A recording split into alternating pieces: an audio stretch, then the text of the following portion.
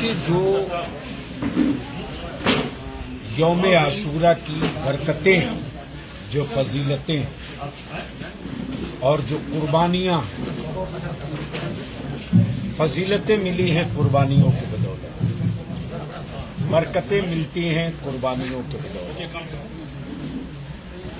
और आज पूरी दुनिया के लिए एक नज़ीर भी है, मिसाल भी है। जंगें तो बहुत हुई ना, मुल्कों की जंग, अमीरी गरीबी की जंग, गोरे कालों की जंग, जबान लैंग्वेज की जंग, सत्ता इक़्तिदार की जंग। लेकिन किसी भी मुल्क के अवाम से ये पूछ दिया जाए कि कौन सा मुल्क किस सन में लड़ा है,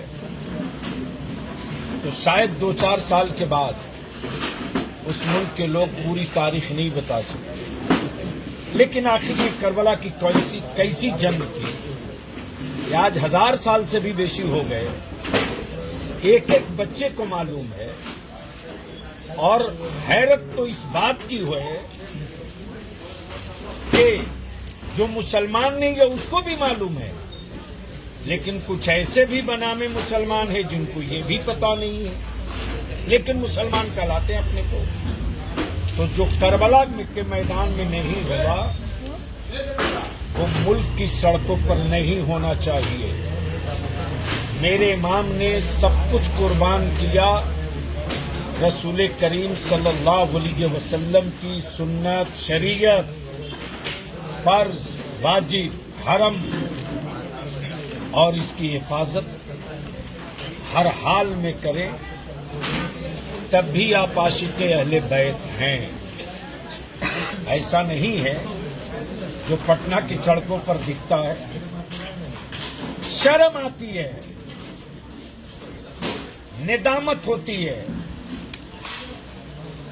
और लगता है ये लोग क़यामत के दिन कैसे मुंह दिखाएंगे मेरे इमाम हुसैन को। चेहरे बिगड़े होते हैं और सारे खुराफात। इसलिए ऐसे लोगों से भी मैं गुजारिश करूंगा कि आज का जो जहर में डुबोया हुआ कलम लेकर बैठा है इस्लाम की शबीह बिगाड़ने के लिए, आप पटना की सड़कों पर वो हरकत करके मौका मत दीजिए, बल्कि करबला की पहचान नमाज, सब्र, शहादत। शहादत हुई, नमाज न छूटी, सब्र न छूटा। तो जो करबला में न